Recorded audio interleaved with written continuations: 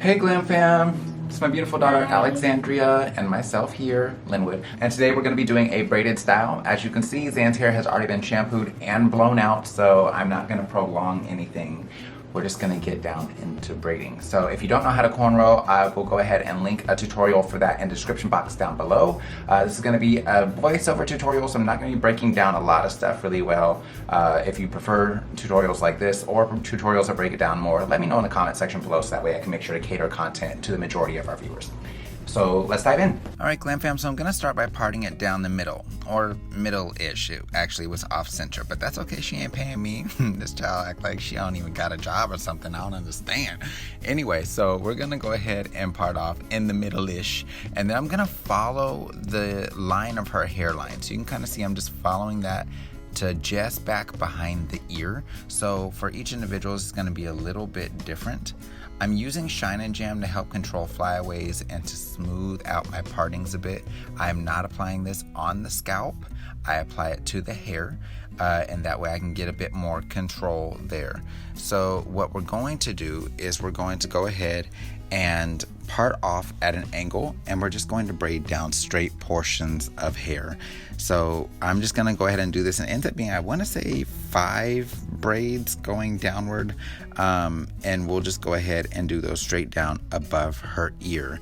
Now don't worry about like, what do I do at the end of that? Leave it loose, because we're going to braid it up again, so it doesn't make any sense to be trying to braid it all the way down. That's just way too much work. So once we get all 5 of those braided like this here, I'm going to then go ahead and unbraid some of that first one. Well, honestly, unbraid some of all of them, just to where it comes off the scalp, and then from there I'm going to cornrow them together. Sorry, my hair / weave, whatever, is in the way. I should have worn my hair pulled back. It was teamed too much, obviously. So we braid it all together just like that. And then from there, we're going to go ahead and start on this top section of the head. So I'm going to take a little bit more of the Shine and Jam and outline around the outer sections. Notice I am pulling out that baby hair around the front that's just not very long at all. It would slip right out of the braids anyway. So to me, it just didn't make a ton of sense to try to braid it in there. And I'm going to go ahead and try to do some designer edges. But y'all know, anyone who's like, I can do so many different things, but designer edges has never been a forte of mine. And the struggle bus ran me over about 11 times. So yeah. From there, we're going to go ahead and follow the same angle as the lower braids. But now we are coming down and just kind of braiding these down here. Now I will say, think in diagonals. Even though it's straight lines, the head is a rounded surface, so some of these braids, as we move further back, the angle that I'm parting will slightly change, because the inside where the part line down the middle is a bit wider than the portion that I'm braiding down to. So I'm gonna have to start doing like pie shapings in this crown area of her head, just to make sure that her braids aren't looking wonky. So you can notice it's a bit wider at the front of the braid, and then we get a bit more narrow as we move closer to the ear. So this will make sure that you have enough space to continue to braid all the way down this section. I hope that makes sense. If not, just keep watching and hopefully you'll catch the visual as well. So we're just gonna braid all of these sections down. I will say, when you get down here, it's like where you start getting around soft tissue, where you're off of the bony part of the head and you're into that stretchy portion of the nape. Have your baby tilt their head down. It'll stretch that skin out, so when they look down later, they don't get those bumps and you don't have pulling and discomfort in the nape, which can lead to bald spots and things like that if you're not careful. So just have them tilt down while you're braiding, and it'll save you a ton of stress. Now, if you'll notice, I always do the second to last braid last, which is weird the way I said that, but it's just my preference. You don't have to do it that way, but it just makes sure that I have somewhere to clip hair to, because I can't easily clip the hair in the nape out of the way. After I finish braiding that section, I'm going to unbraid all of these to right before I ended up lifting off of the scalp. Now, I do this just because I want this braid that I'm about to do to look very smooth. And a lot of times if you have a braid going into another braid, it can still look good. I just don't want it to look like there's a braid within the braid, if that makes sense. I want it to look like one solid braid where all these came together and they've perfectly melded into one. So, from here, we're going to go ahead and begin cornrowing down. And what I'm actually doing is I'm separating out the 3 strands in these braids and adding them to the 3 strands in my hands. As I move further down and the hair gets thicker, I'll start adding 1 strand as I go as the hair that's being added in.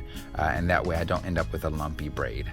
So you can see with doing that method, even though I added that big braid in there, it didn't make any difference in terms of the braid looking lumpy or off center. So you just kind of have to feel it out. If you end up having to unbraid that some and separate it out, you can do that as well. And of course, if you wanted to do this with some extensions to help it last longer, you can do that too. We're gonna go ahead and braid this down to the ends. And then I'm gonna do this same thing on the opposite side of the head, and I just mimic the part lines over there. So this is basically what it's looking like, but we are still not finished because I want to put, you can see the off-center part line. She can't even see that part, it's fine. And like I said, she ain't got no money, she ain't paying nobody. So you can see we still have a bit to do around these edges. So I'm going to use some of the Edge Booster Gel.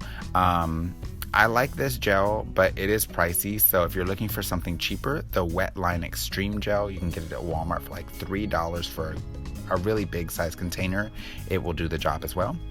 And I am brushing this hair down and trying my best to give her little swirlies and write her name in cursive and stuff up here, Team Too Much.